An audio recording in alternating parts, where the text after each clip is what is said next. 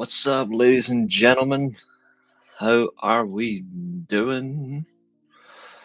Good to see you all. Actually, really good to see you all. Let's see, we've got a lot of comments in already. And Josiah, thank you, sir, for sharing the link to the channel on your Twitter. I really do appreciate it. We've got a lot of comments already. Fucking. All right, yes. That's a great deal. Thursday night, Reece. You got it. Zodiac, my brother, good seeing you. It was a good show last night. You hurt my friends, the Young Bucks. You bitch.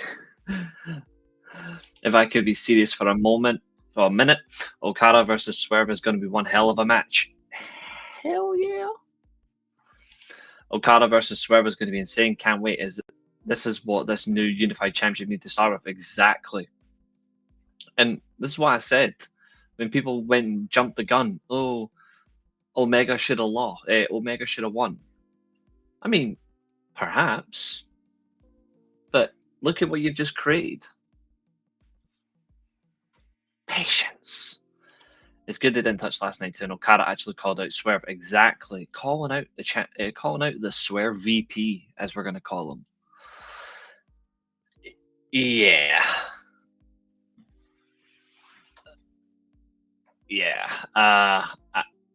At least the coin drop hasn't been removed, but I don't get it.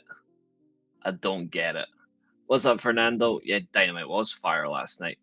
I don't see a lot of Athena, but she needs to stay off the mic. Yeah, I think in-ring wise, Athena is fine. Mike, I think it's still so favorite based to Tony.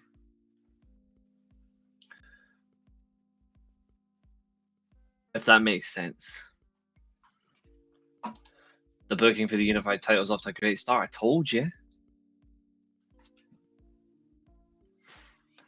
Ooh, this is an interesting episode. Damn right.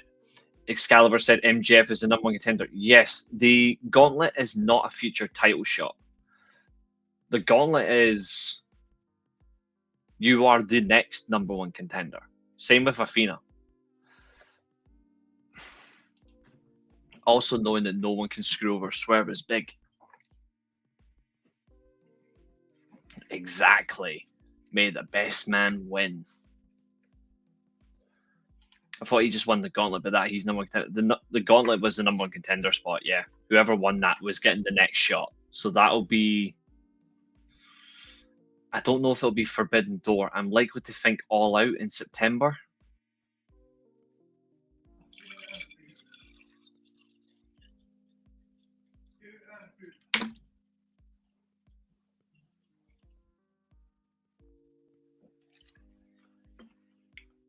Cheers.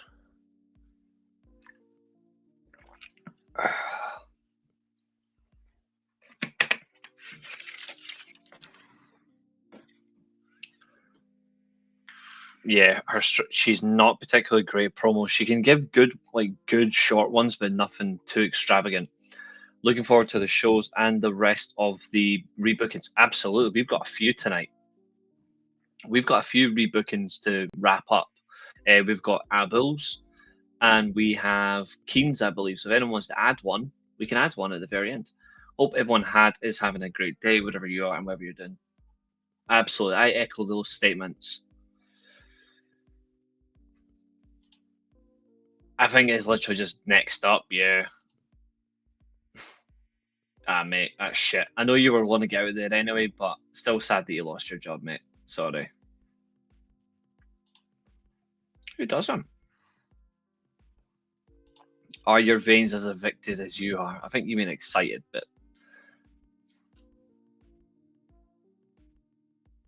something like that. She's fine on the mic, just not when she's talking to. Yeah. Jay Briscoe is funny, absolutely. The new Okada theme is fire. Catherine likes the new Okada theme. Okay. I think the thing for Okada though, he's had the same theme song since 2012. Like 2011, like late 2011, 2012 onwards. So he's had the same song for about 13, 14 years. It might just be that maybe he said, you know what, I need a change.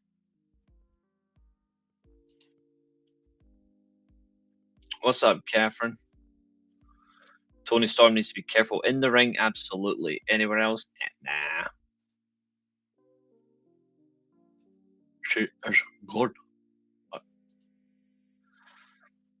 But yeah, what did everyone think of last night's Dynamite? Like, what did y'all think of it? I mean, Cope has had this thing for 20 years. Some guys find something. Exactly. Exactly. And we've got good connection on the internet tonight, which is top notch. Need that. I think first of all we have to an A plus. Okay. I think there's something that we need to get from Catherine. Most of all,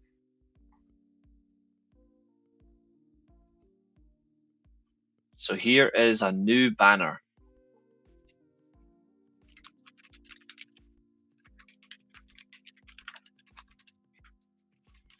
Time for a funny one, folks. Get prepared. I want you all get ready to prepare any emoji in particular when you see this new banner. I want your immediate emoji reaction to this banner. 5, 3, 2, 1.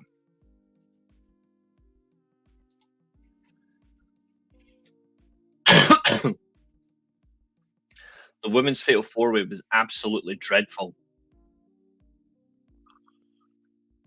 I'm not going to lie, it was dreadful. And I'll explain why when we come to it. But let's see what everyone does in terms of emoji reaction to this.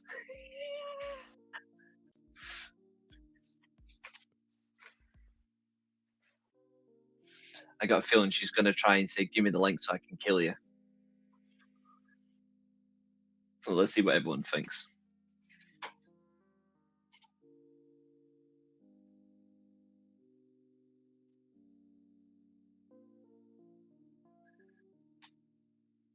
Maria with 2 hands up. Yes, Zodiac. But will Catherine praise Hangman's promo? Josiah's got the reaction I was thinking of.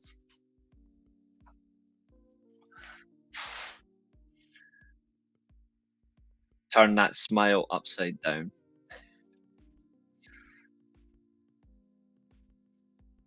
See when Catherine says, yeah, he's the new champion. Still fuck that guy.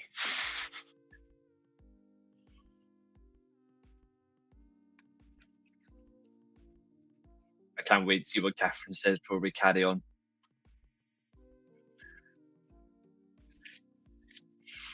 I've backed off from my YouTube channel, by the way, guys. Like I've backed off one YouTube channel because they've still not came in and said thank you. So I've backed off, and I don't like their new intro as well. I can't. I'm not having that. It's actually added too much ego to its channel. I'm not involved. I'm not. Nah. I've backed off. Me helping them basically went for nothing.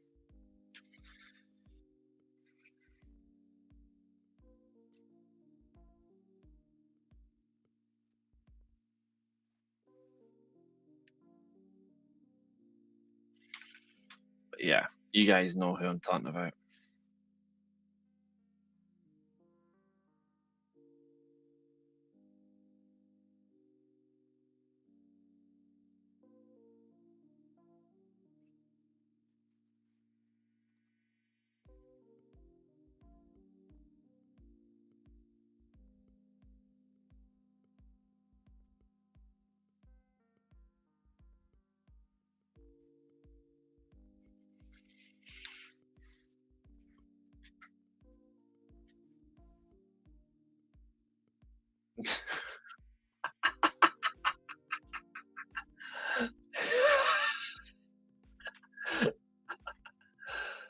Oh,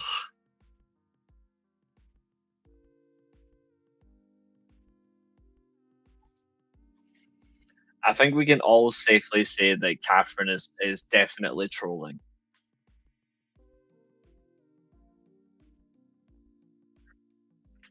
But what a brilliant response.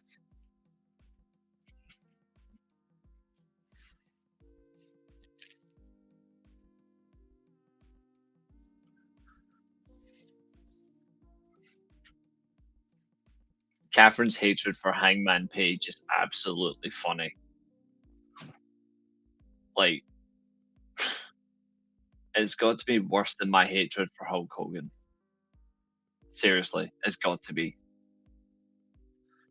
Thing is, Zodiac, I think he's going to fail.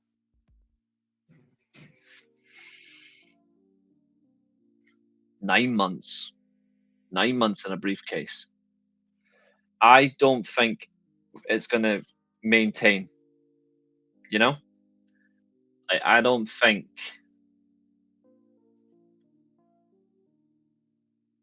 I don't think at all. Now, to be fair, the only reason it's 9 months is because I was honestly looking at dates and timelines earlier on.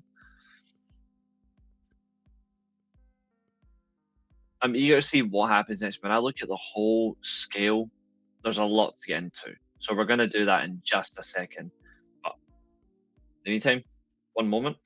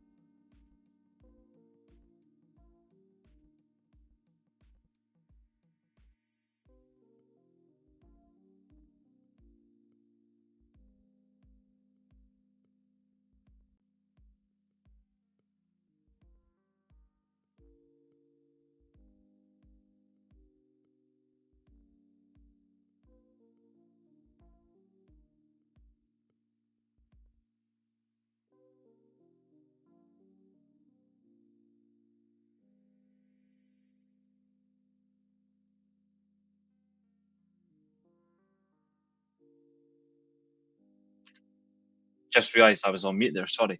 I think MJF gets to call his shot. He can try to become champion anytime. Think I think he is automatically the number one contender now.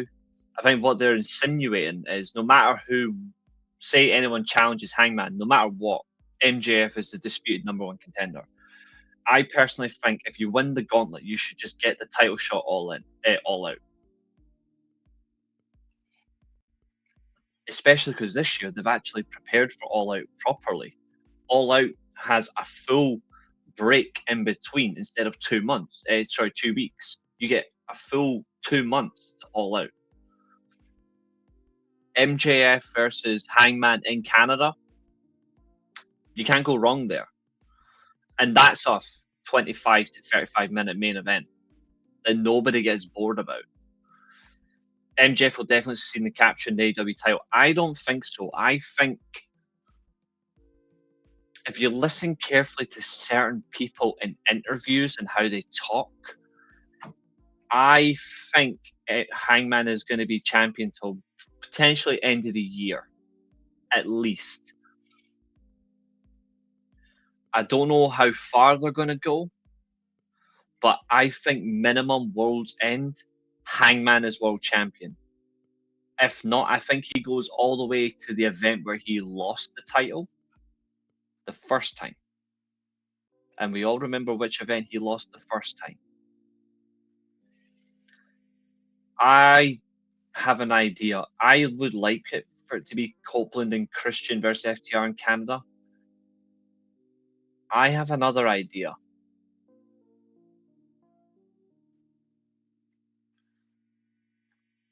I still have a gut feeling about Kenny Omega winning the world title. I don't think he does it from MJF. We'll see. I mean, for all we know, I could well be wrong, and then we can laugh about it because I'll be wrong for the first time.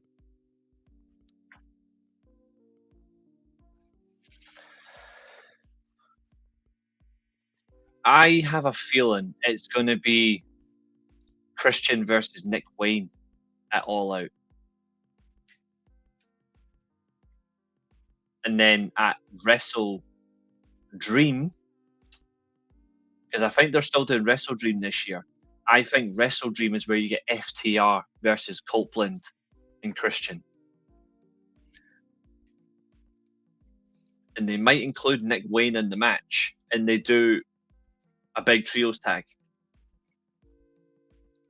No idea who Copeland and Christian get. I doubt it'll be someone like Rhino, for example.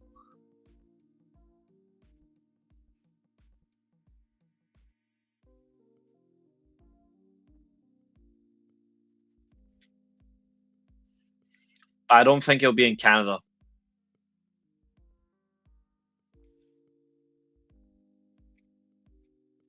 Luchasaurus? Because he can go back to that. He doesn't need to be Kill Switch anymore. But I honestly don't think it's going to be Copeland versus Christian. I could Copeland and Christian versus FTR at All Out. I could well be wrong, but I think Nick Wayne gets his match first. I think if you're really going to sell it, it needs to be. I think that is not a Forbidden Door match, like at all.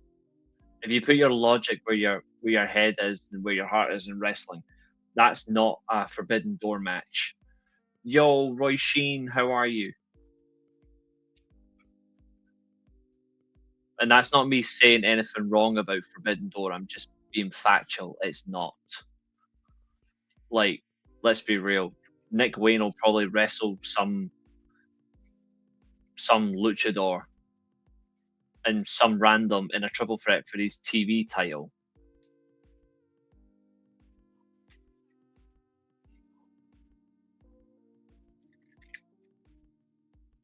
Exactly.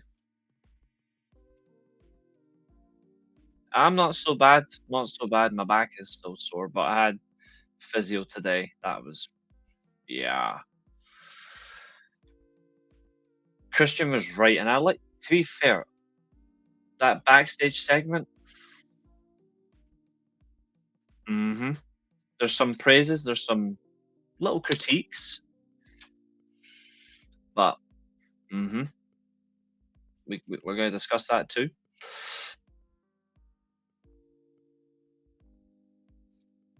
But I'm going to be very, very honest tonight, folks.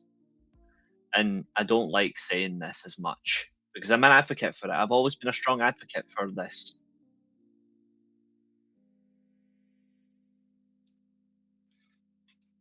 I am a big advocate for women's wrestling. And last night, that fatal four way, I would have scrapped that entirely. And I would have gave you on free television Moxley versus Hangman world title rematch.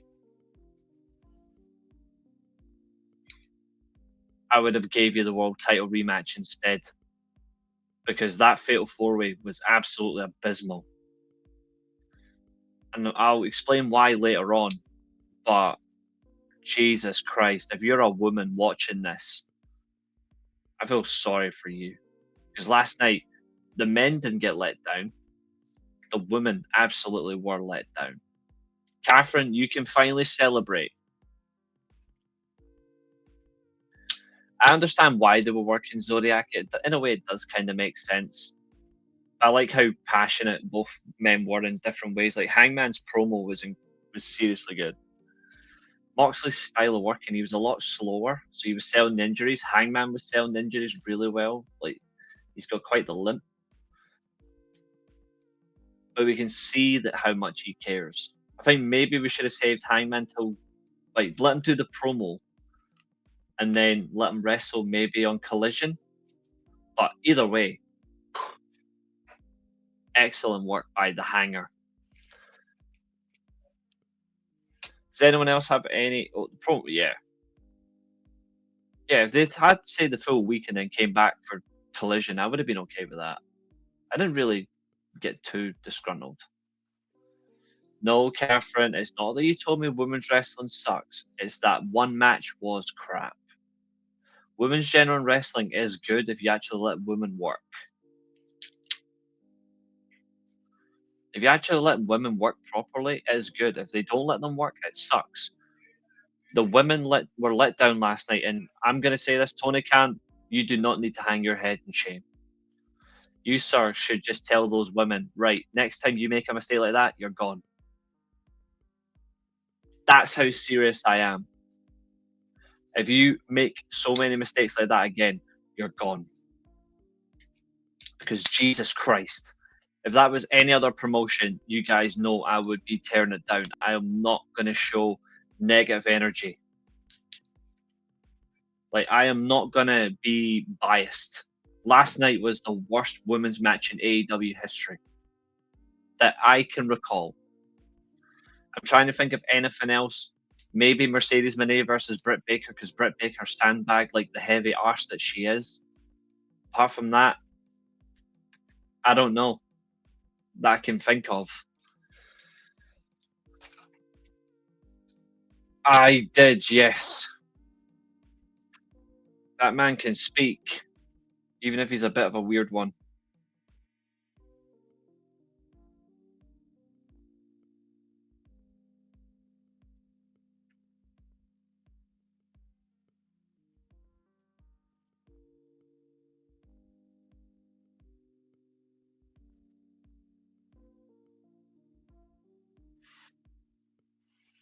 Yeah, this jelly roll thing. Oof. Wanker, honestly.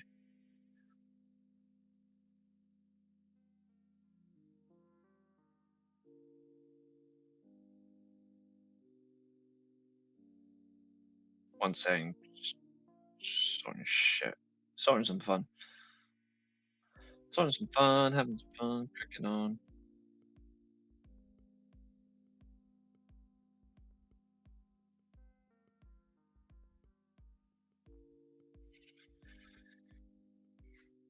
I'm meeting my friends. My best friends have just had their second child, and I'm meeting the little one on Saturday with my other friends, so we're all going. So I'm just sorting out final shit before I go. So they were just coming at me, and obviously I had other people, well, some other very important people too, contacting me. So there we go. I can't. I'm saying it, but the Jelly Rolls actually starting to make me like Logan Paul. That I've seen the promo. Jesus, Jelly Rolls just following the money, and and WWE is the money. I blame them. There's something else as well about this that makes me feel uneasy. Is they're using Logan Paul as the vessel to say celebrities should not be allowed in our industry. The influence of celebrities and influencers, like as a heel, they're using him for that, and I'm like, mate, this is not. No, like I get it, that's to attract heat, but this is actually insulting when people generally do not like celebrity involvement or heavy celebrity involvement. Maybe just little bits, but not full on. This seems like a dangerous game to me. You know, understandable, Zodiac. I agree. So 2 hours and 2 hours and 14 minutes of Dynamite action to review. Current day, absolutely, it's death row with a thumbnail. Speaking of which, we still have our watch alongs to do. Me too, mate. Don't worry. We're going to rebook SummerSlam as well. You can list that as your next option, by the way, if it lands on you. Someone might get you first. Speaking of uber horny,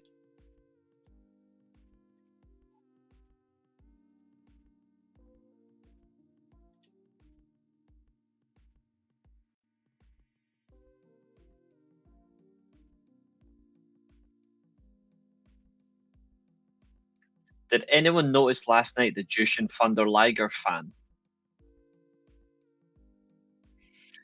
The Hornstar instead of the Hulkster. Abel, how long till you can change your name back? Reese the Muscle Hamster? The Muscle Hamster? What? Actually, I forgot about this. Ladies and gentlemen, remember Abu recently got moaned at by one of his colleagues? Abu, have you had the talk yet? If he can change his name, he has to call himself Abu the Uber Hornster.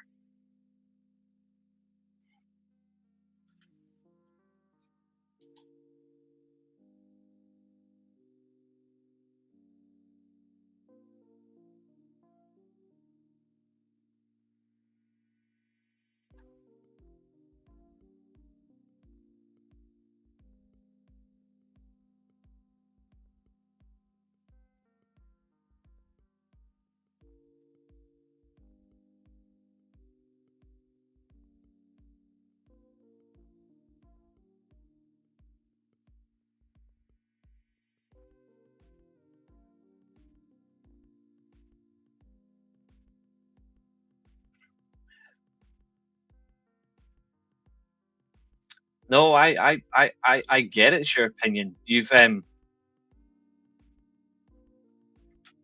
I absolutely get that it's your opinion, Roy Sheen. I'm not, I'm not saying any different. I'm just, wow, you've caught me by surprise. I think, and this is not a negative or anything like that. This is not in any way, shape, or form. But I just want to say this honestly, Roy Sheen. I think in my entire lifetime as a pro wrestling fan, I think you're the only person to say Liger is like their one of like their least favorite wrestler. What is it about Jushin Thunder Liger you don't like?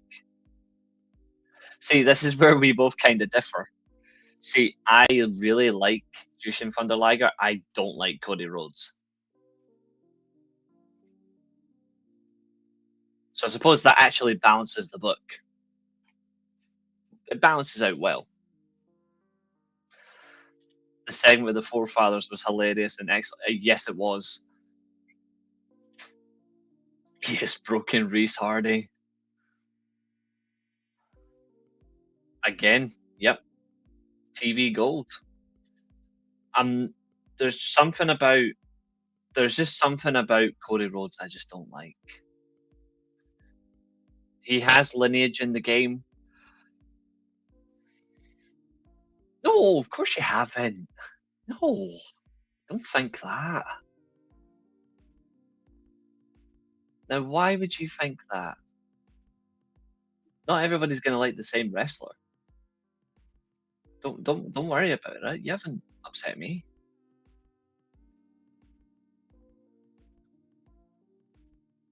No, not at all. You've not upset me at all. It's just you caught me by surprise, which I absolutely admire because not many people can surprise me like this. You know, like that's rare. No, it's nothing to do with the neck tattoo. I find he's a bit bland. Top three 80s themes: Bret Hart, Heart Attack, Ultimate Warrior theme, or Jake the Snake Snakebite.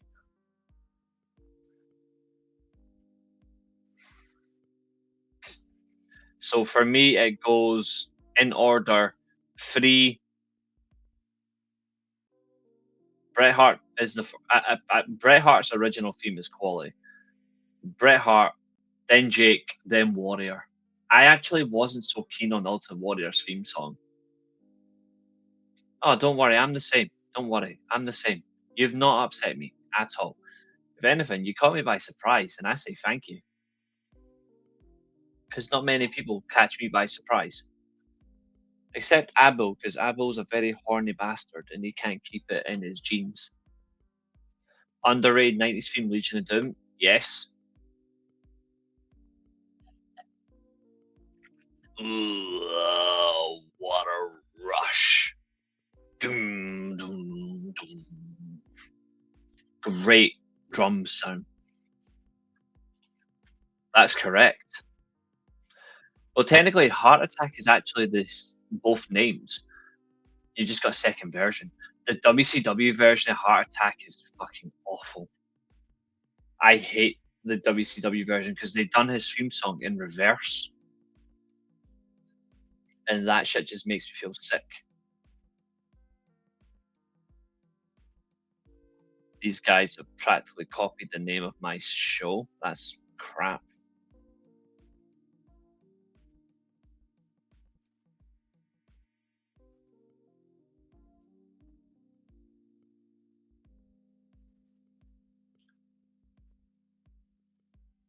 Actually, you know what? See, whilst I'm sitting here, I'm actually just going to unsubscribe to this channel. I'm actually just going to unsubscribe to his channel right now. In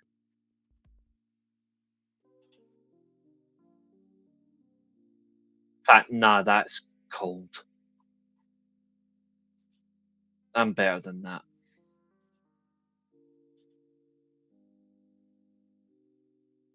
92, 97. Yeah. Fantastic. WCW paid for Sting to have Seek and Destroy. That is true. Do people drink Iron Brew with spirits? If so, which spirits pair best with Iron Brew?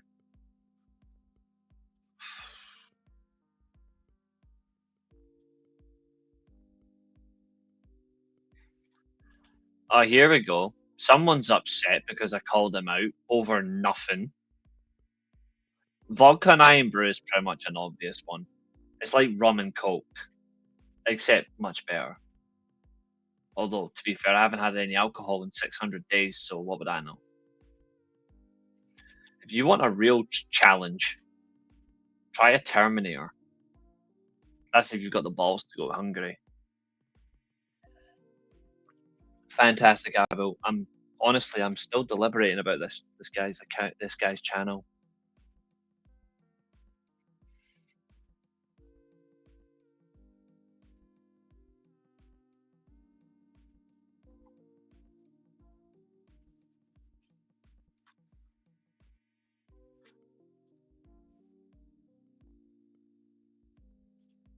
Pat McAfee is a knob.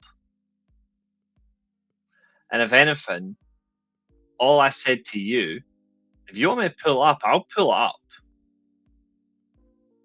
I've got no problem with that. All I'm saying, I think you were being a little bit harsh. I think you're being a fair bit harsh. I think what you've done, because you don't like the guy, understandable, by the way, disclaimer, understandable. He never said that. That's not what he said. Come on, man. You're overreacting a little bit. Yeah, I'm thinking I'm bouncing his one. Right. See, for context, I'm going to show you exactly what was said, right? And then you tell me if I'm being too harsh on Billy or if Billy's being too harsh on him.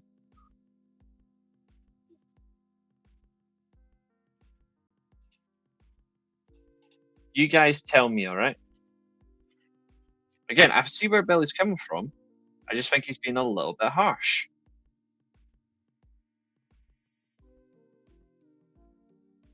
Did you seriously ask me that question about why I call Hogan a dick?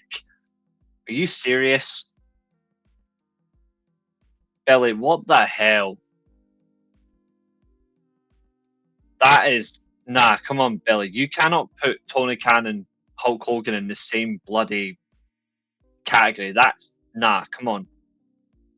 You can dislike the guy, but even that's mental. Come on. Thank God you're a mate of mine, because Jesus, man, I'd be confused at my fucking nutskin.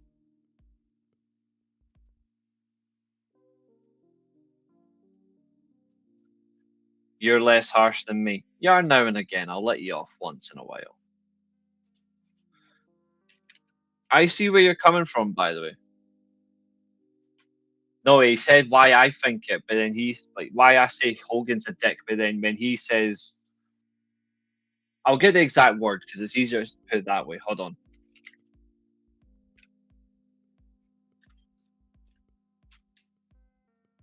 See, I think Billy makes a fair point. The problem is, and this is what I'm saying, I've got nothing to get. Fuck off with this verification bollocks. I don't care. Kurt Angle and Rey Mysterio had a sit down together. Oof.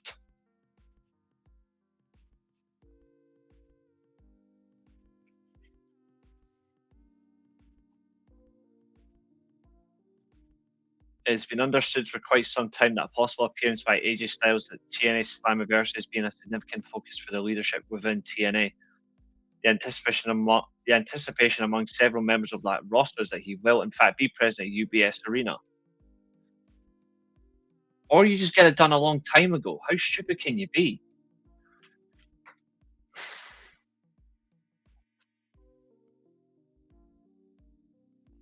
Right. Again, Billy's sound, right?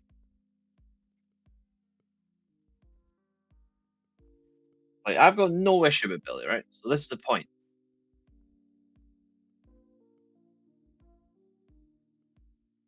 He has his moments where he can be a bit weird. But, first of all, you're quoting a WWE drone account.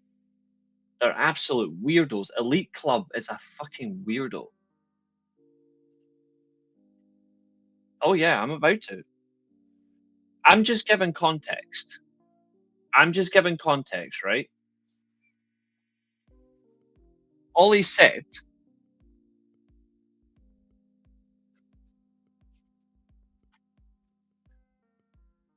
is he called MJF AEW's version of a white collar twist Stone Cold.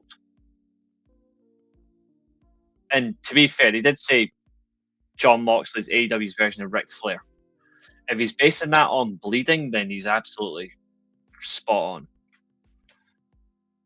A white collar twist like a white collar twist Stone Cold, I don't think that's a bad comparison. I don't think that's a really bad comparison. When I look at it, I think what he's saying is MJF is more of a rich version of AEW's main go-to guy. And the WWE's main go-to guy for so many years was Stone Cold. I think that's the context he's trying to give. I don't think he's came across well. See, to be fair, that's what I said to Billy. I think he got it wrong. I said MJF is more like Ric Flair, and that is in our group chat. So I don't think Billy is right by I don't think Billy's right by calling him a dick. But I also think when I look at context, I think Tony Khan got it wrong. I don't think that doesn't make him a knob or a moron or a dick for it.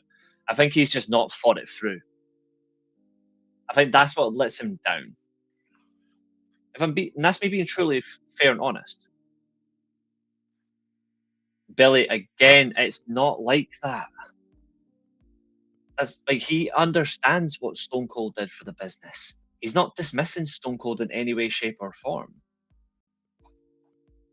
It's not a weekly Steelchair group chat. It's just a couple of friends. But Abel's less horny in there, which is quite a shock. Abel's on his best behavior, which is very scary. Again, mate, I don't think you're being harsh. I just think maybe the reaction isn't the right one. I don't know. Yeah, I'm shocked, Abel. I get it. MJF to Roman? In what way? Like, that's actually a fair response. I'm going to come back to you on that. MJF to Roman in what comparison?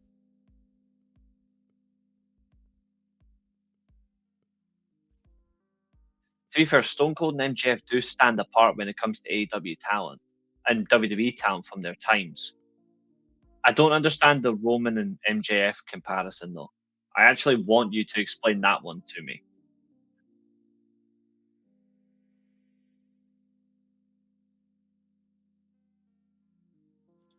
Because That's got me intrigued. Like, it's got me intrigued because I don't understand it.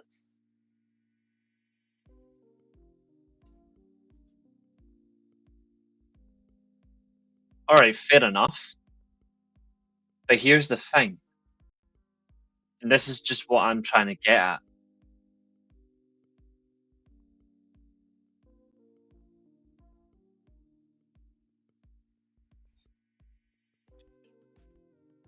No, that's a fair question. That is a very fair question. What has MJF done like Stone Cold? He did carry AEW for over 400 days. In retrospect, he did carry them into that All In event. He is directly responsible for that, like a major responsible part of it. He has carried them through. But then again, though, without a doubt, Stone Cold is the biggest star this business has ever had. There will never be, there, in my honest opinion, there will never be a pro wrestler bigger than Stone Cold when it comes to a draw or recognized popularity ever. We'll all be dead within the next 50 years, probably. And someone will still say in 2075 or 28 to say 55 years now, somebody will say, I honestly want to go back and watch Stone Cold at WrestleMania 17. He'll always live on. Macho Man Randy Savage is not the biggest star the wrestling business has ever seen. Huge, though. Huge, but no one will ever touch Stone Cold. Hogan doesn't even touch Stone Cold. And everyone says Hogan's the biggest star. He isn't. He never came close to what Stone Cold did. Plain and simple.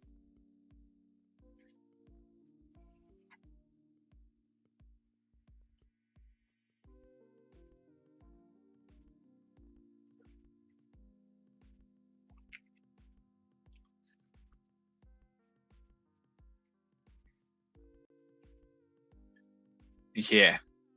100% bulletproof.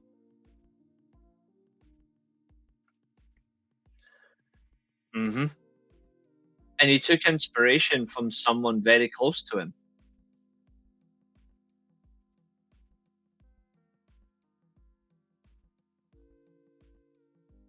I mean, we all know who really inspired Stone Cold to become what he did. The Rock is in the top, if I'm being honest,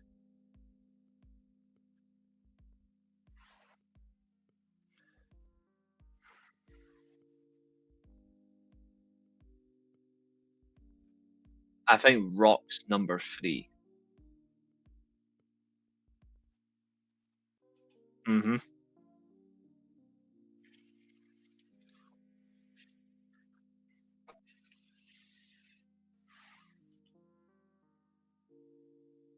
Flying Brian, absolutely. Always.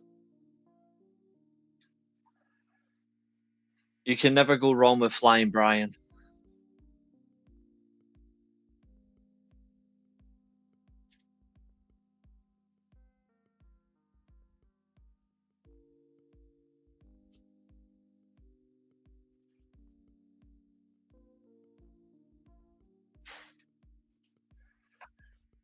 Reese, I just want to say something nice. I know we're meant to be talking about wrestling, but Reese, your streams are the highlight of my day. That means a lot. Thank you. Thank you very much. Savage, Stone Cold, Rock, Hogan. So, are you really trolling me now? You're saying Papa Shango? I think. See, if I'm putting when I look at impacts and that level of business impact. No, no, don't apologize ever. If I'm using your list, I'm saying Stone Cold, number 1, Hogan 2, Rock 3, Savage 4. If I'm being truly honest,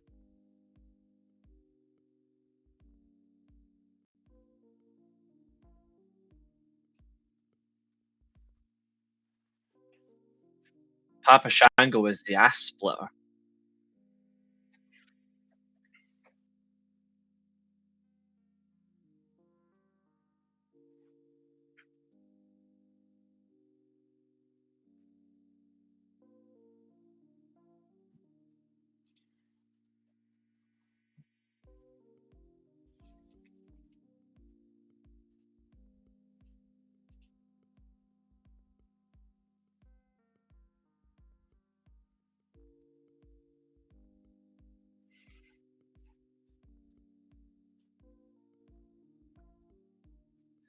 I forgot to mention we're not getting Isaac and you guys have made a third bid. I'm getting sick of this bloody deal. A collaboration between Real Madrid and Marvel is planned for this season. Well, now we know Marvel are truly in the gutter.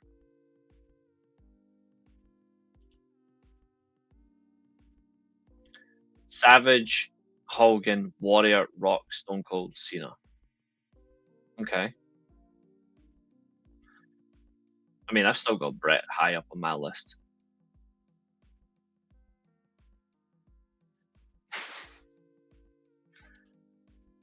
I do not have a big ego.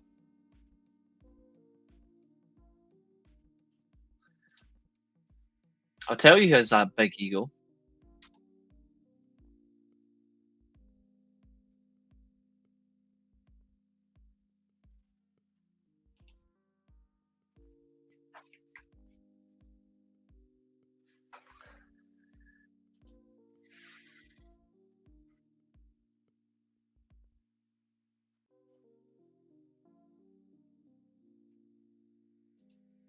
Yeah, fuck our football club sometimes, honestly.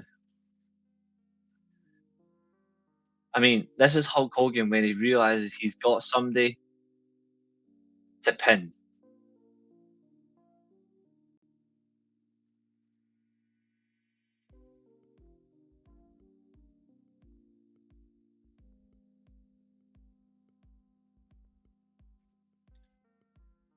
Chris Jericho when he finds out he'll never be world champion again.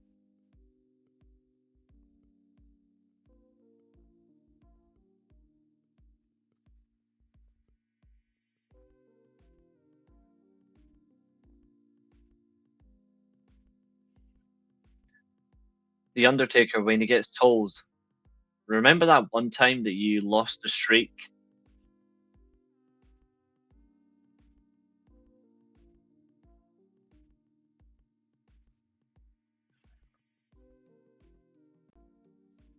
And then there's me when I tell you this podcast gets better and better.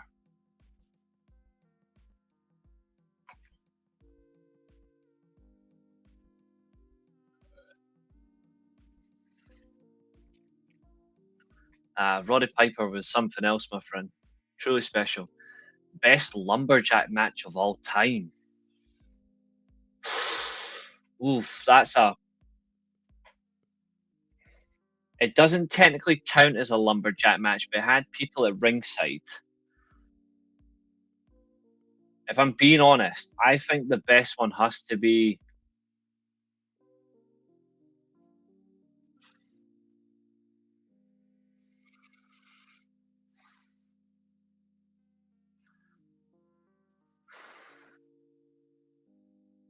If I can find the event, there's one I'm thinking of.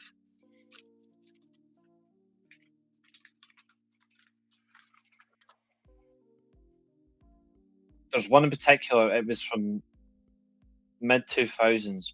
Oh, if I can find it. They were indeed. Would you guys count Ric Flair versus Sting at Great American Bash in that way? Because there was people at ringside, or would you just leave it?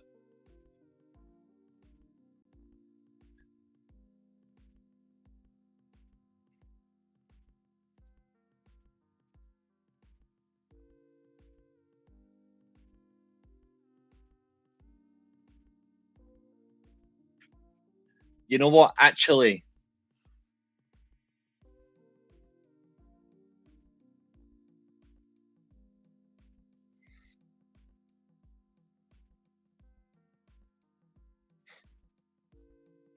I found the event. You guys are not gonna like this.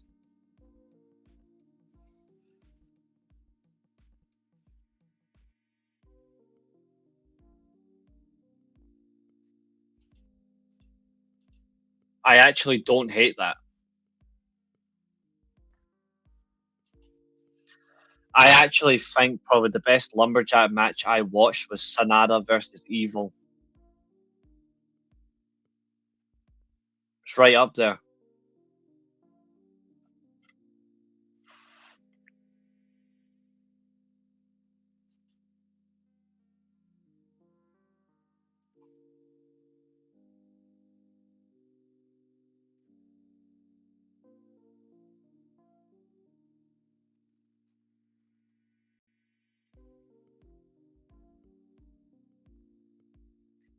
I probably have to go with that.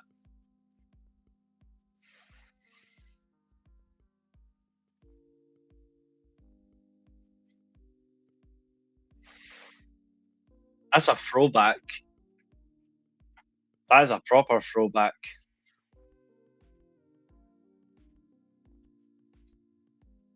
To be fair, there was a lumberjack during that period with Rock and Taker, but that was thrown out quickly. The worst lumberjack match I ever watched though was Melina versus Michelle McCool. That thing was horrible.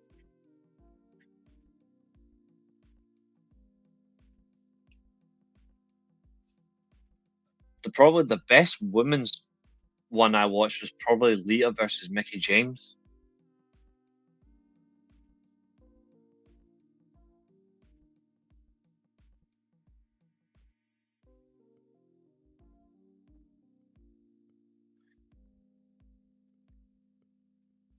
Moxley versus Evil was a good one as well.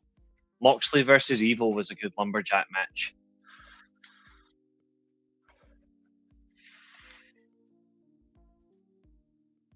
Out of these 5 wrestlers, which one's your favorite? Bret Hart, Kurt Angle, Randy Savage, Jushin Thunder Liger, or Cody Rhodes? That's an excellent question.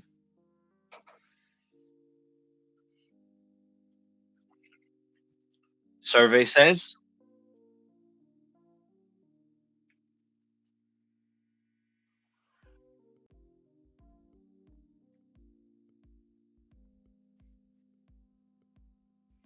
I think everybody knows.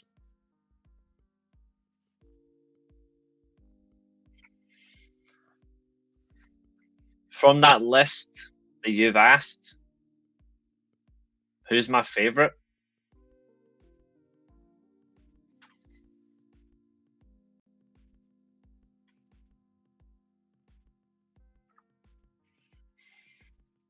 I rock with Kurt, I rock with Savage, I rock with Liger. Bret Hart's still my favorite. Favorite 5-on-5 traditional Survivor Series matches. All right, that's easy. Number one is you're absolutely correct. It's Team Bischoff versus Team Austin. Number two, my favorite there is the Alliance versus Team WWF 2001.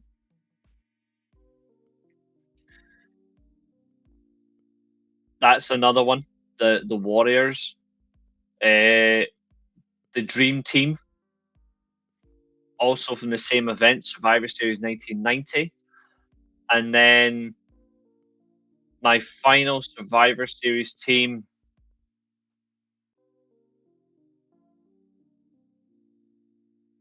Because of the all round talent, even though I don't like Big Nose, I would honestly have to say Team DX at 2006 Survivor Series.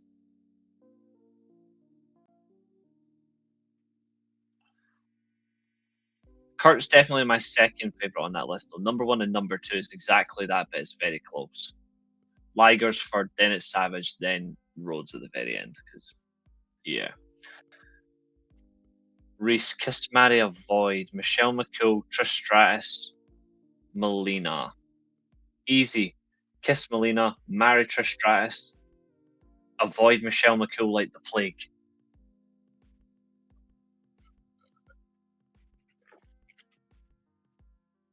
Now, if you said Candice Michelle, then we'd have a different conversation.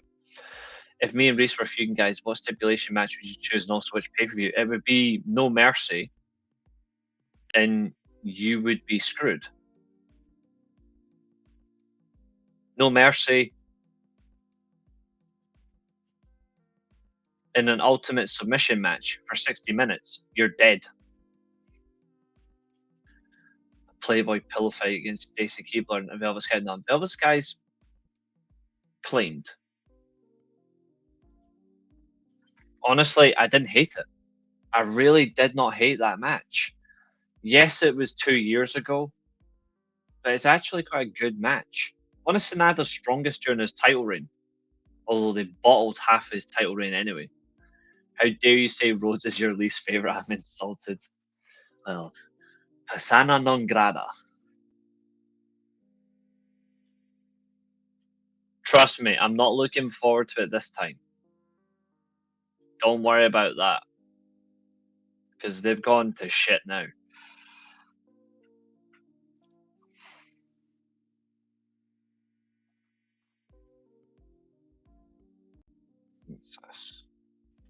Besides, the G1 starts tomorrow, so we can celebrate.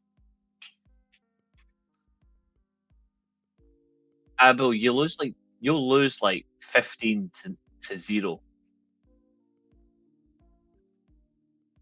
Oh, that's easy. Kiss Melina, marry Candice Michelle, avoid AJ Lee. I'm just kidding. Avoiding Melina. Michelle gets the stick.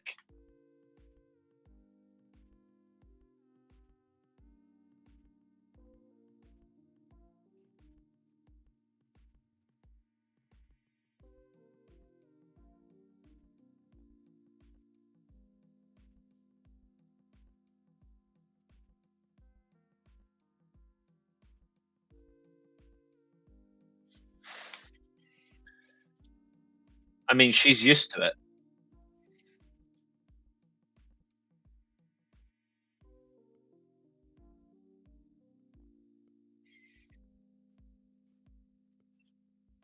But hey, we should get back to Dynamite. We'll come back to some fun later, but let's get to Dynamite. So, Catherine's favorite human being in the whole world, Hangman Page, is introduced by Tony Schiavone as the fuck knows Melina will know.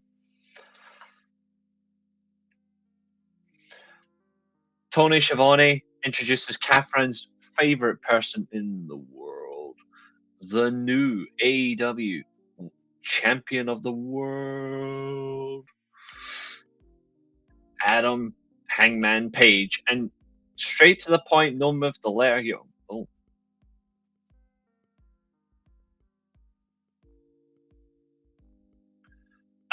All I'm gonna say is I'm still marrying Candice Michelle. Actually, to be fair, I'm probably gonna avoid.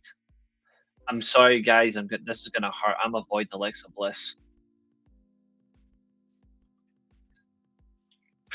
Me, old, never. What's up, Kevin? How you doing, fella?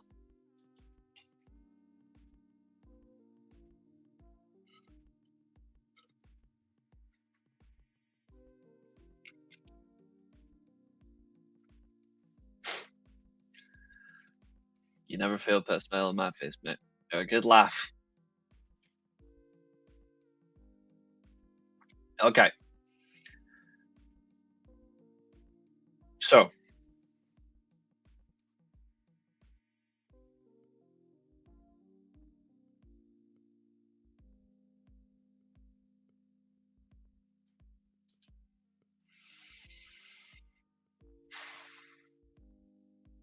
there might have been. There may not have been. I'll let you guys try and figure it out. I can't give you all the answers. Anyway, Hangman is introduced as the AEW champion for the first time in 3 years. Very strong. I have seen the trailer. and I'm really excited for that film. I'm really excited. Yeah, I agree. It was the right call. Mike and leave. Right call indeed. Very poetic. Just obviously states he did not cry. Came in for a fight. There's no emotions. He's here to win. And this is obviously a strong moment for AEW. He straight to the point. Straight to the point. The fans do chant, "You deserve it." Catherine's gonna hate that part. No, not Lita.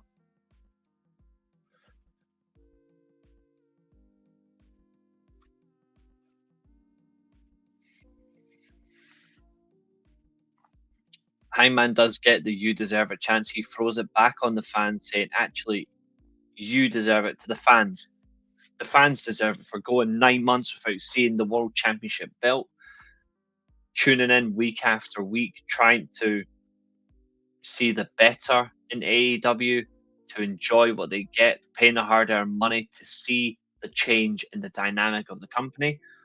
Strong words, poetic justice.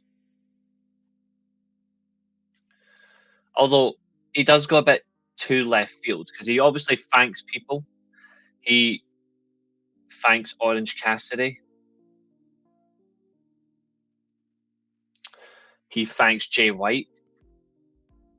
He thanks Adam Copeland, Katsuyori Shibata,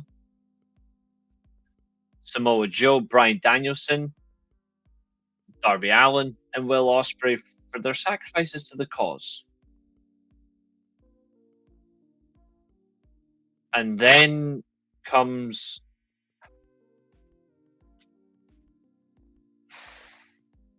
the part that doesn't add up. He talks about Swerve, saying he's not sure if he came to help him or help. He's either to help AEW, or he's just here to help Swerve, or he's just here to help himself and screw Moxley. And then he says, "Thank you."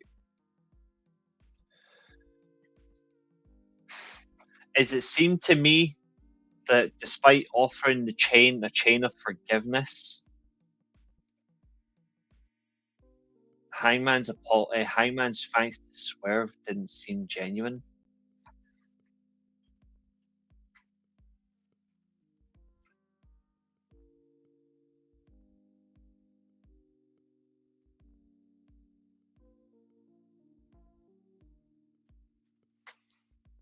Because that's the kind of vibe I got. What do you guys think? Do you think his thanks to Swerve Strickland was genuine, or do you think it was a bit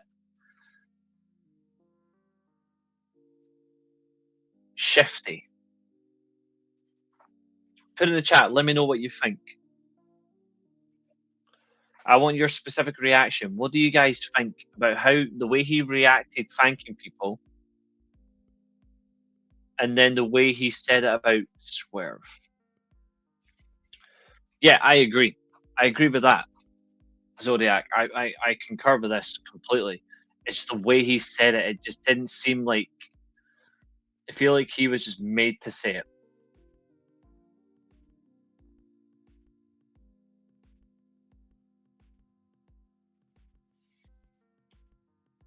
That's a fair way to put it, Josiah. Genuine but reluctant. I like that. No worries, Abu. The fact that he thanked Orange Cassidy is just a disgrace. No one deserves to thank Orange Cassidy.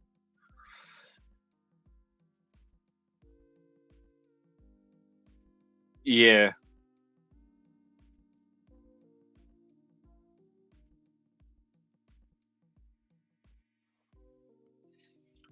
First match of the card. Yeah, imagine thanking him. First of all, this is not it's not just one show of new theme songs, there's another. We have a brand new theme song For Kyle Fletcher, it's called, funnily enough, it's called Protostar.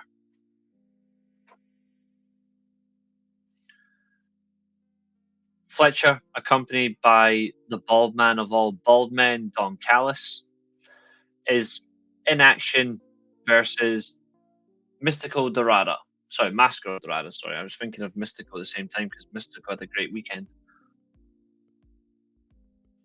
Zodiac, I'm the same. I didn't like it either.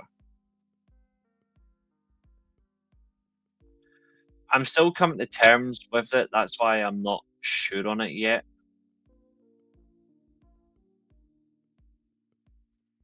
Yes, the match was great. It was very heavy offense on the springboards rather than Kyle Fletcher's technical ability. But we certainly got a lot of contrast and signature offense from using the ropes, which I was quite impressed with. Kyle Fletcher is becoming more and more relaxed in the singles divisions by the day. That is correct. That is correct.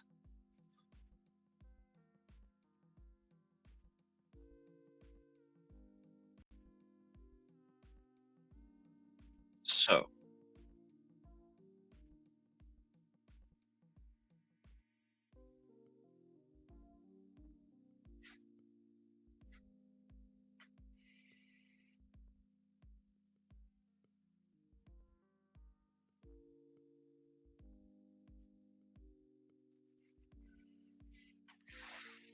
I can do you one better.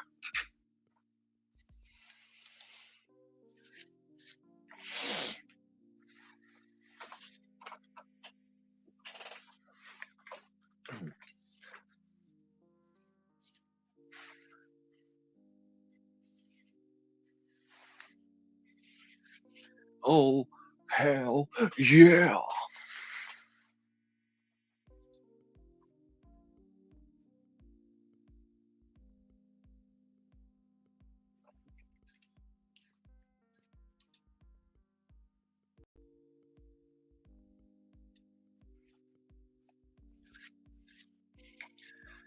This is definitely the right angle for Kyle Fletcher to get a strong rebound opponent after All In.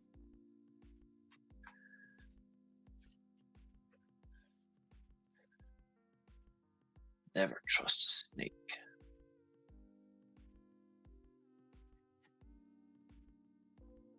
An eye for an eye, tooth for a tooth, prayer for a prayer. As it coils round your neck.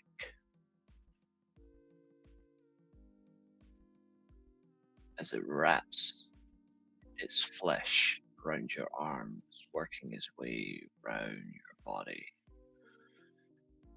To the point that you're there at your phallus breast. When it's sucking the life out of you and drains your energy. At that point, you realize that you've got two choices. One, you take the snake by the head and you cut it off. Or you sit there in your phallus grimaces. You experience what the snake can handle you. Never trust a snake.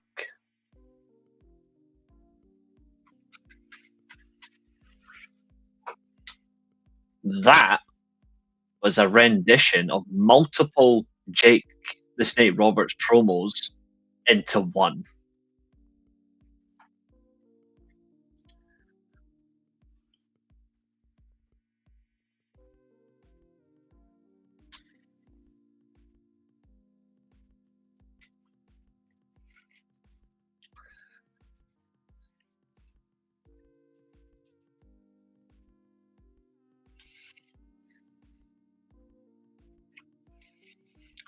Good seeing you, Fletch.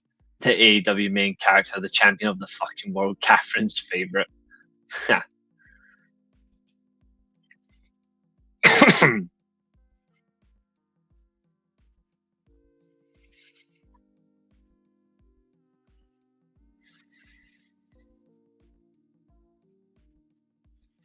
Oh, yes!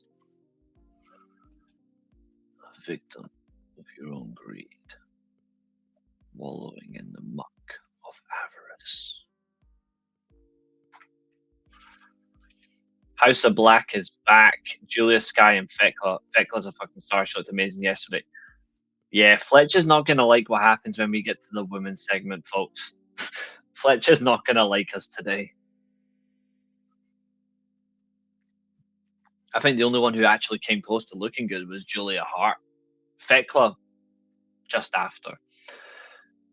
Anyway, back to Fletcher versus Dorada. And quite frankly, this was fast paced. It was heavy springboard action. There was less of Kyle Fletcher's in ring technical ability. But we good to see a lot of influence on the match through the lucha style rather than just a traditional American style of let's ground the opponent and work the body. There's a lot involved in this, and I think that's what separates mind from body in terms of that enjoyable experience. So it is actually really good.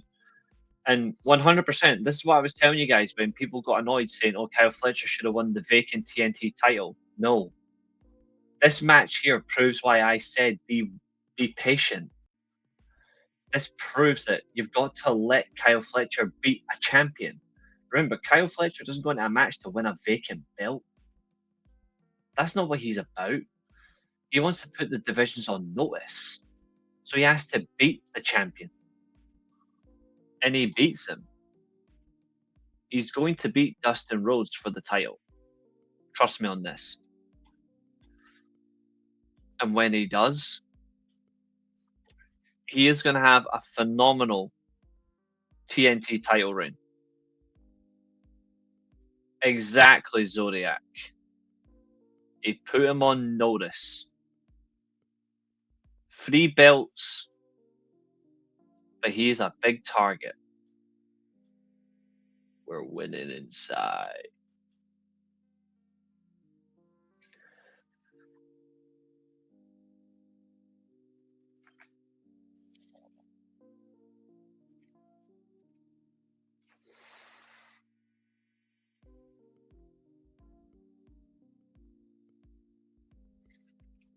Sisters of Sins are Sky Blue, Julia Hart, and Fekla. If that's the name of their faction, I like it. Yeah, I'm not too keen on it either.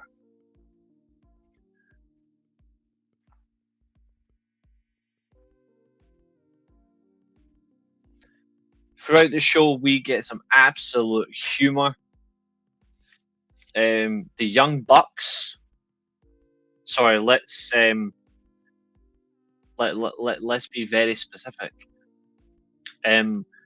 Making their way to the ring because, of course, they are jobbers. It is the Bucks. Now, this is not an insult, folks. They were treated like jobbers last night, and it was fucking hilarious. They got absolutely trolled. First of all, locker room is in the boiler room. Then they remove their pyro. You steal their music. You steal their entrance video, and you replace it with them getting battered black and blue by Osprey and Swerve It All In. That's a cookie. They absolutely mugged them last night on Dynamite. And yes, 100%, Robert, they got exactly what they deserve. You abuse your power, you're going to eat the rewards for it. In this case, the reward of justice against you. We were all treated to this. And can I just say, and I want to stand this out, it's the Don Callis family's members of Hechicero and Josh Alexander with the Bucks versus an amazing lineup. Jet Speed, Bandito, and Brody King in the ski mask. And yet the standout performer which was Hechicero. Close second, Josh Alexander. And then third place, Speedball. I'm not even kidding. the best performing wrestler in the ring last night, in my opinion, my honest opinion, the best in-ring wrestler last night to watch on a consistent level, start to finish, was Hechicero. Hechicero looked absolutely incredible in that match last night. And I like the combination. To conclude the match, he was originally booked to beat Kyle Fletcher. I agree. So at that point, they went, no, no, no. Now you're going to go for an even different opponent. You're going to go and beat Dustin Rhodes. You're going to ruin his moment.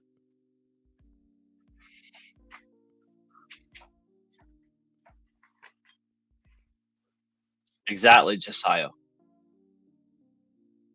I absolutely love how Hechicero wrestles.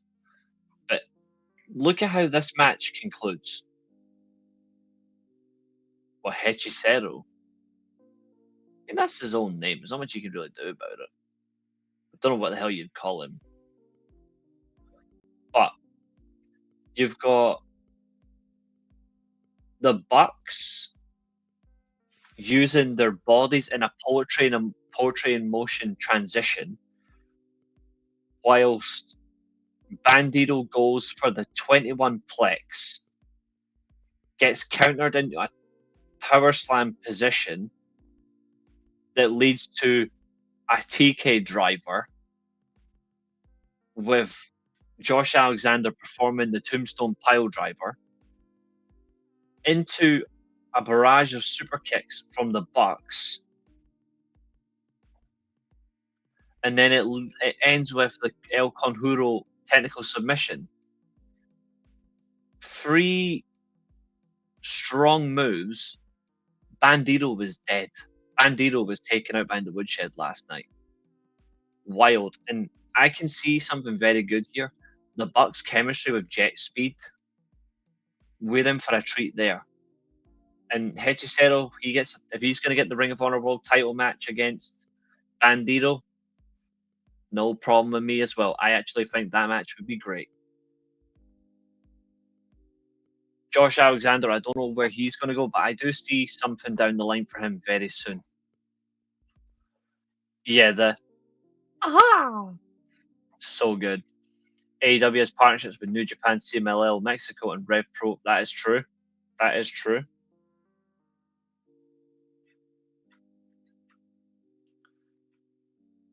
I love how Justin Roberts was trolling him as well. Like, that was so funny.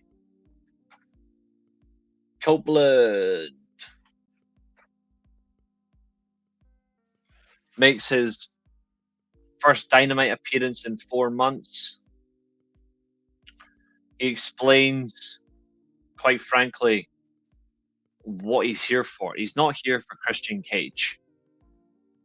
He doesn't care about Christian Cage. He's only here to get his hands on FTR. To which point, Stokely Hathaway comes out after revealing anonymous emails. Sure, brother.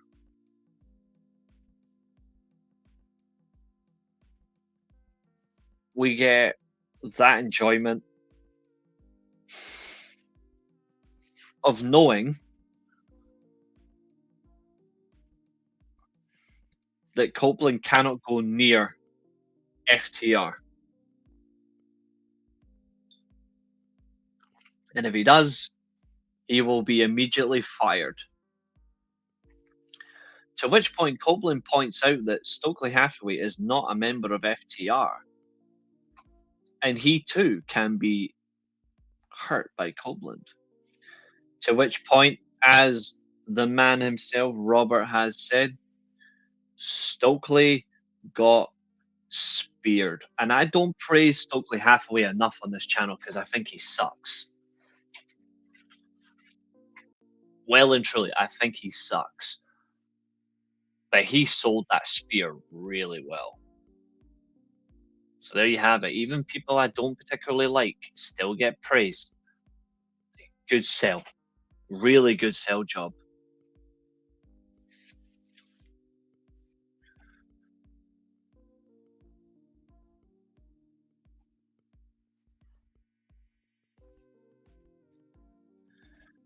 We get a pre-tape segment next from I think Mother Wayne was in there. Kip Sabian was there, and lastly, Nick Wayne. Okay, actually, what am I kidding? I do remember this segment. Wow. Um, yeah. Okay. Yeah. She got that right for a change. Truthfully, I have to be honest, ladies and gentlemen. This is something that I have to be truthful with. Only one person stood out in this promo. If we're talking words, yeah, yeah. If we're taking a words based, no, Catherine, no. Probably tell Jungle Boy that he wants Jungle Jim back. She stood out for different things, but she really tore into Christian Cage, really ruined him. But I actually think Kip Sabian's promo was good. Nick Wayne, I'm sorry, dreadful. It was a great segment by Adam. I agree.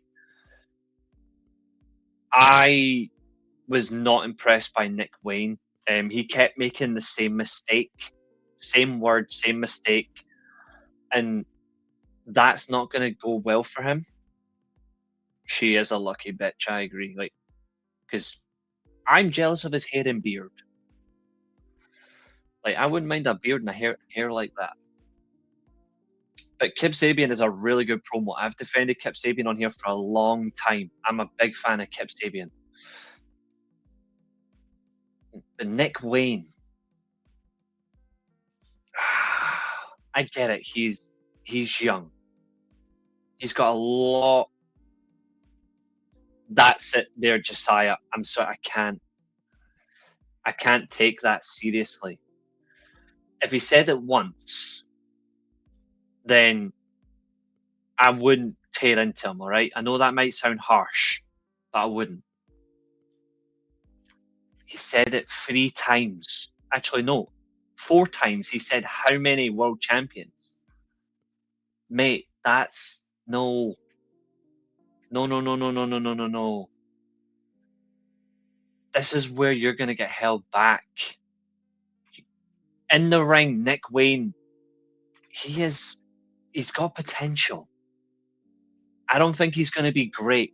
People have came in here before and told me I was wrong. That he is going to be great. After that last night,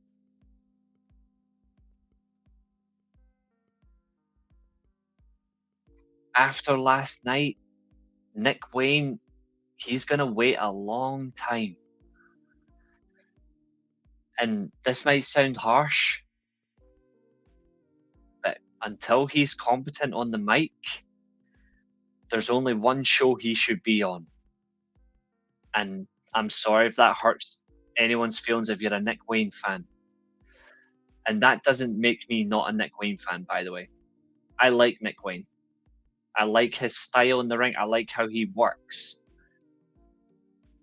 But until he can really catch on his promo style, I think he needs to get more practice and more time on the Honor Club. If I'm being really honest.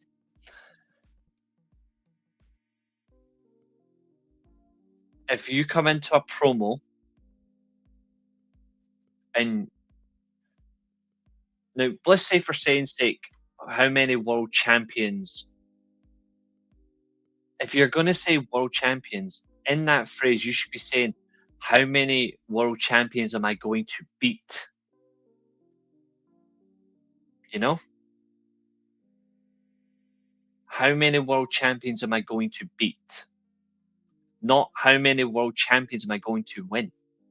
That doesn't make sense. If he said, how many world championships am I going to win? Perfect promo. Perfect promo. I'm not kidding. Because everything else up until then was going great. And then he'd done the same thing 4 times.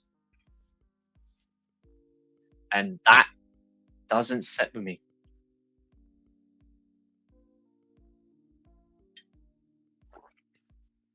And if you think I'm being harsh on Nick Wayne, please tell me.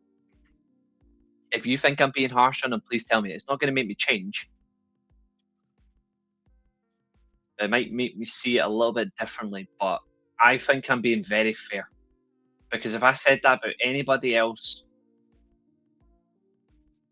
you'd probably think I'm being biased. Like, look what I'm like when it comes to Jey Uso. His promos are absolutely awful. Nick Wayne was the exact same. Awful promo.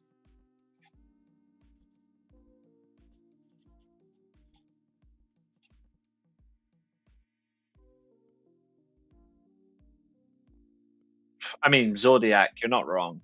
I mean,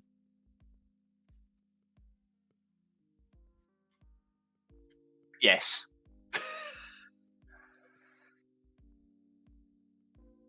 Okay, that's not too bad. That's much faster. Ooh, that is much faster. Mother Wayne moving.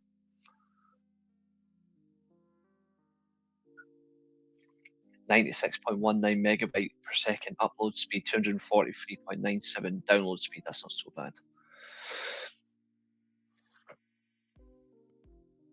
So let's just check this going forward if I'm right.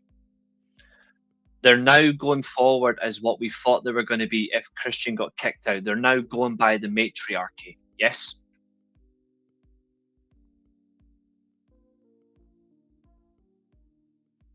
It's officially now the matriarchy.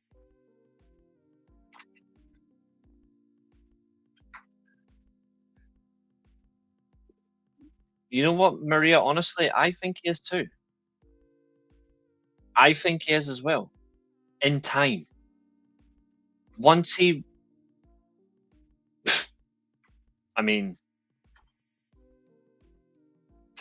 I ain't saying it, but I'm like,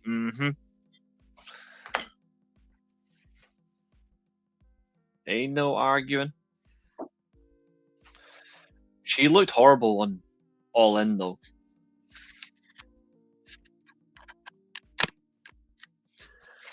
It's probably because Saturdays are not her day. But yeah, they are going by the matriarchy now, yes? If that's the case, then what's Kip Sabian's role going to be? I don't know. I'm going to take a wee short break. Guys, get your comments in about this segment, then get your early comments in about the women's fatal 4-way and the interference section, and I'll be back in just 2 minutes.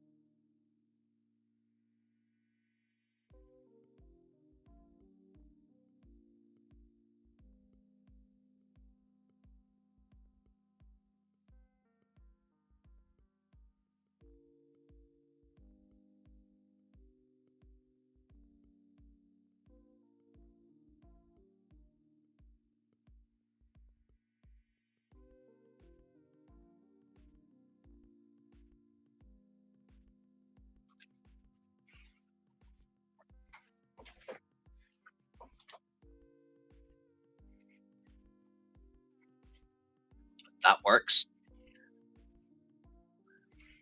I feel that the unified title should be defended on Dynamite, and the world title should be defended on Dynamite, and the unified title should be on Collision. But the unified title is not a world championship.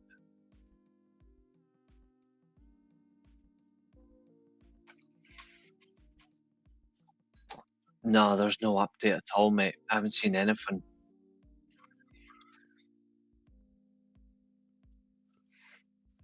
Okay. Fatal 4-way for money. These obsessions for money matches need to die.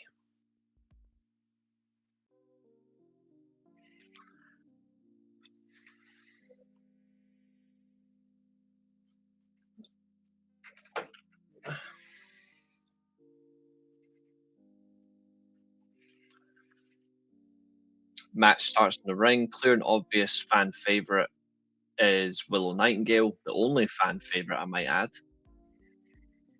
She does get the crowd running.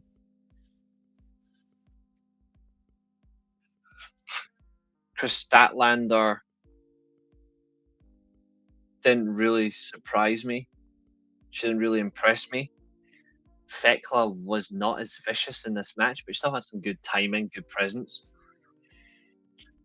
Queen Aminata, she looked like she didn't give a shit. She looked like she was not bothered at all. Lazy. All four of them. There was more excitement when Sky Blue and Julia Hart appeared to interfere than the entire match itself. And that's exactly how the match ends. And I'm like, from teasing it for quite a wee while, we now got it. Thekla is now going to be with Julia Hart and Sky Blue. Okay, I'm all for it, but you're actually going to make a move? Yeah, I think a tag match would be a lot better. Willow Nightingale and Queen Aminata versus Statlander and Thekla would have been my teams. I didn't like this match at all. I like who's in it. I just didn't like how they were in the match. I don't think any of them cared. Fernando, I was tough on all four of them. The match last night was abysmal. Like, I'm being plain and simple. Dynamite was excellent last night, but the women were brilliant at All In. They were shit last night.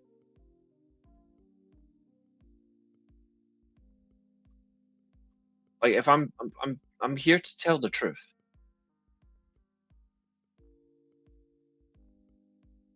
Yeah, I hate that move.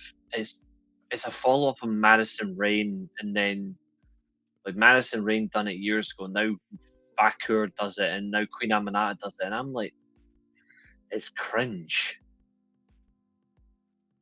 But Queen Aminata can take the 2BS title all she wants, no problem. If she has another lazy performance like that again, I'll be really annoyed. All four women last night to me looked like they were just coming off a hangover.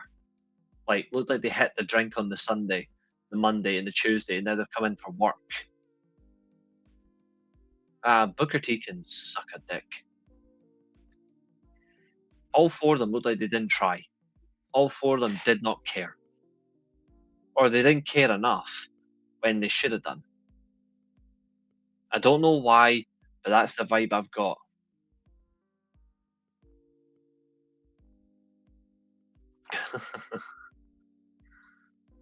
I think the problem is there might be just this, right? It looked like they didn't care. It could well be because they've just had an amazing high on Saturday that they just simply weren't ready for Dynamite. That's what I'm saying. Like, that's why I'm trying to find a rational way around it, Maria. That's why I made that rational point. Maybe it's just they weren't. It's hard to get motivated after such a great event. It might be well just that they may not have been motivated enough to go. Oh, we've just done the big gauntlet. Now we've got to go into a fatal four way. Great. Like it's not exactly exciting for them. So I'm trying to find a fair reason behind it. But I also said I thought the match was just rubbish. What's up, Lark Bark? Ooh, that's nice. That is so good. What you got? I know, Josiah. I'm just trying to find rationals around it, you know? I'm trying to be fair. But in no way, shape, or form did I like that fatal four way. I really didn't. I feel like they missed a trick, and I feel sorry for them in that way. But they'll be better next time, I'm sure of it. Someone who doesn't need to worry. She's in the title. Timeless is forever. We get Timeless Tony Storm on the mic. This woman really needs.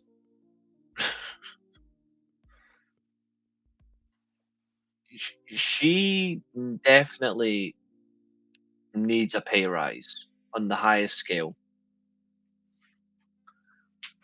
Sounds good, Lark Bark. The analogies that Tony Storm can go into about herself.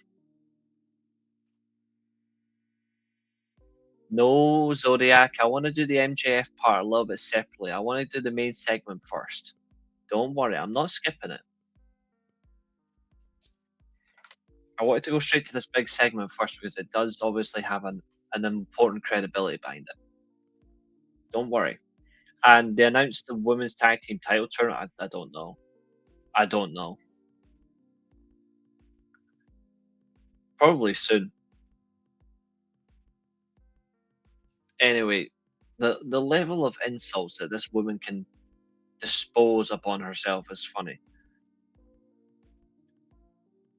She brings up Luther, and if anyone hasn't heard this, she was at a house show recently. Well, not a house show. She was at a show recently for another promotion. Sorry, and she said in the promo that Luther's dick had fallen off, so he was getting reattachment surgery.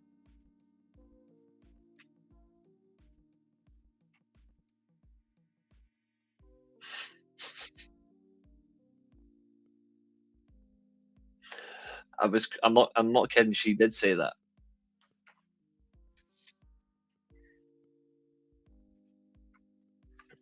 Yeah, which is absolutely funny. Now we do remember it all in that Timeless Tony Storm loves to explore the the elements of. It was really good, Lark Park. There's still a few things there that are particularly not great, but it's still a good episode. We saw it all in that Tony Storm really will go for the taste if it means winning a match. But she does say that if Mercedes Money wants another match, she will be ready for her. To which point Athena cuts in and confirms that she will soon be the forever women's world. Yeah, she got a good look on that. She will be the forever AEW Women's Champion, as well as maintaining the forever Ring of Honor Women's World title. She is brilliant. She doesn't have a filter, and I like that.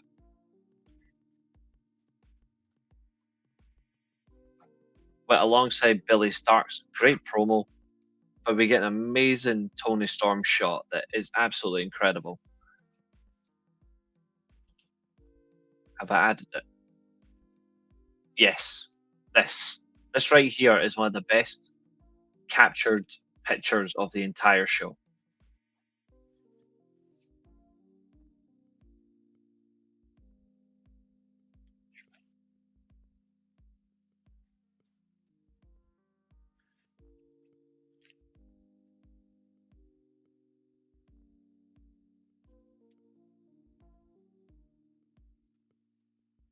So do I, Larbark, and I like Rhea Ripley.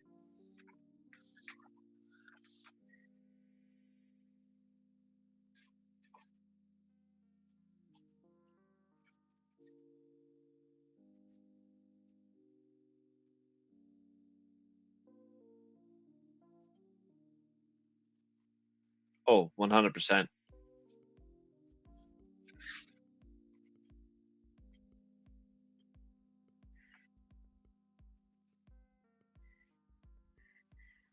I really like this. I like the fact that they go all around her and they make it so grey.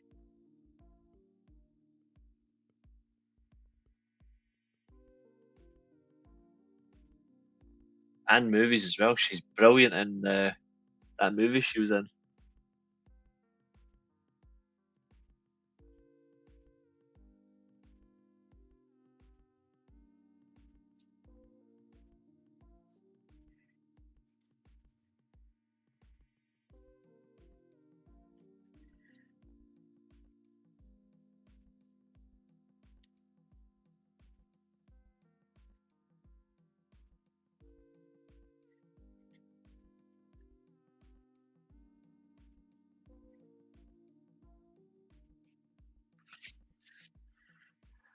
But I really did like that shot. Like this just looks perfect. Like this is a great shot as well coming up.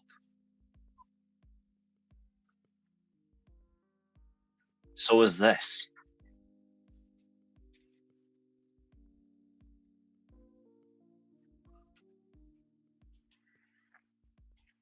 But that's what you get treated to, and it's so good. It's so damn good.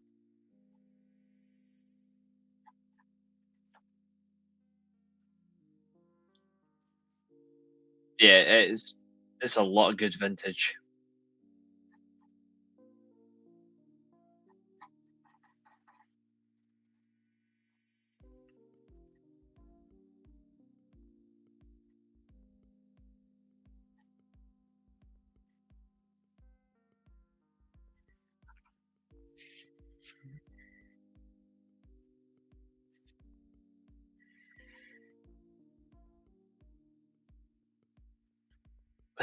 Oh, I know I will.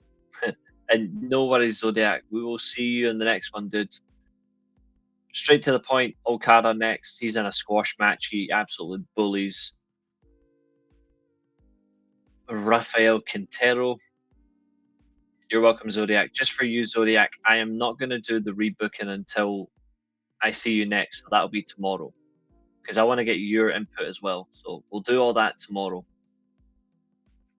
So that means we'll just do the Dynamite review and then I'll confirm what tomorrow's show is, then we'll wrap up. So we don't need a big long stream tonight. So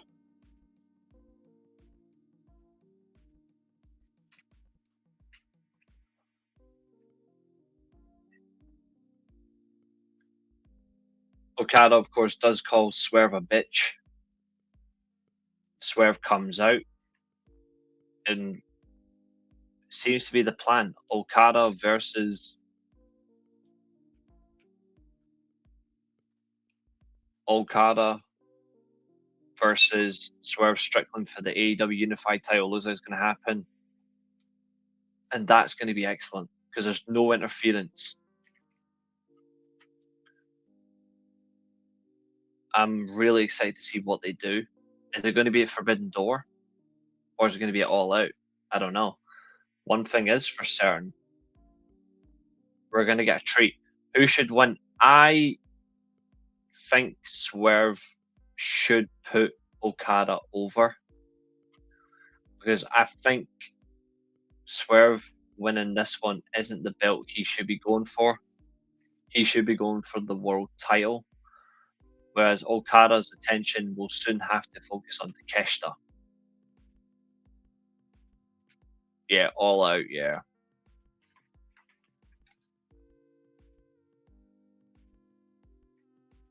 Okada's new theme song is called Curiosity by One OK Rock.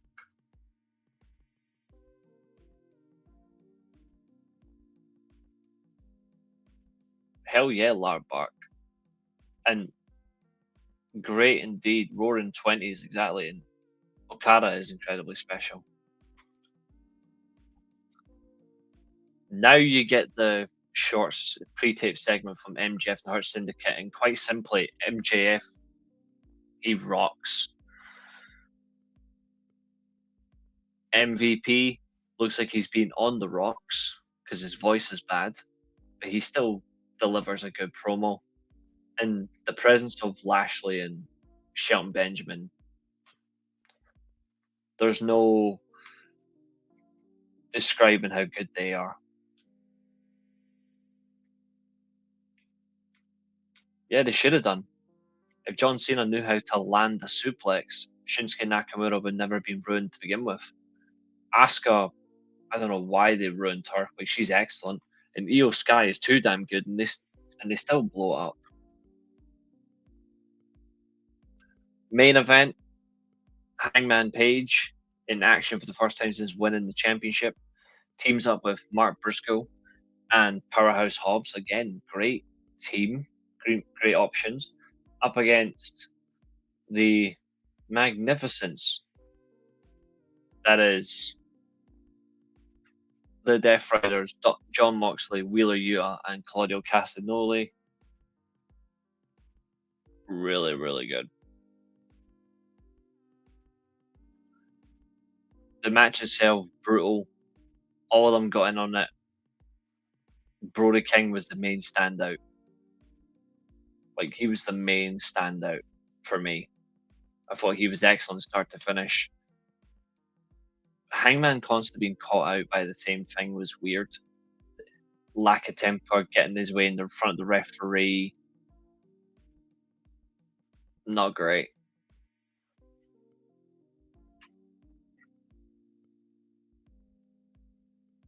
Our baby faces would win. Exactly, it led to nothing. The only thing it led to was Darby Allin standing looking overhead and a buckshot lariat. That was it.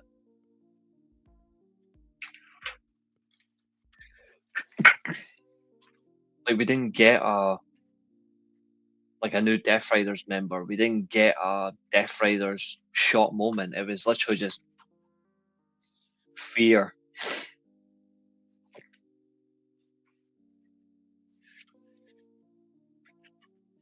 Fear on his face. And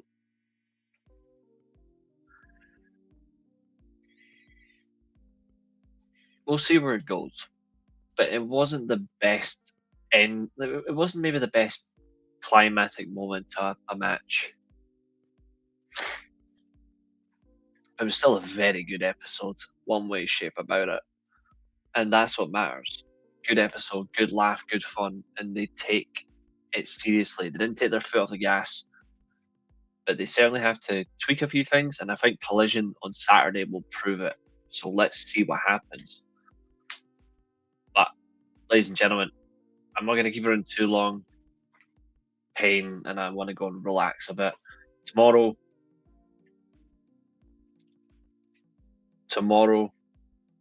all of this at once. Dynamite, Ring of Honor, rebooking.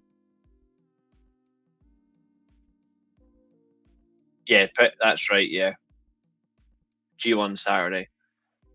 We are gonna do some G1 stuff, and then we're gonna do Slammiversary on Saturday as well.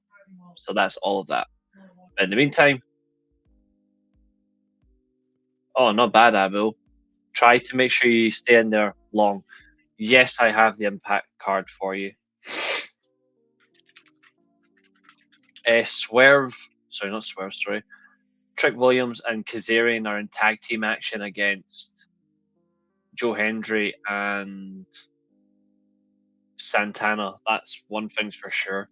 We do have a couple of women's matches as well.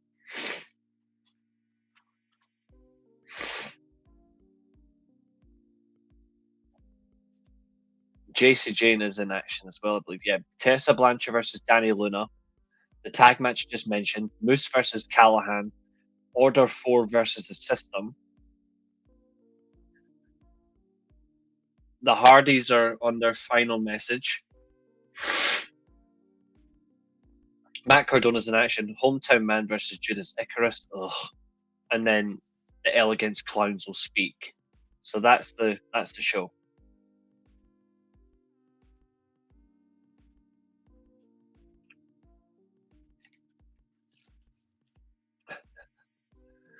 The rage. Tomorrow, my friend. Thank you. Ladies and gentlemen, I just want to say thank you. You are all brilliant. I will see you all tomorrow. Please like, share, and subscribe. And I'll rock with you on the next one. As am I.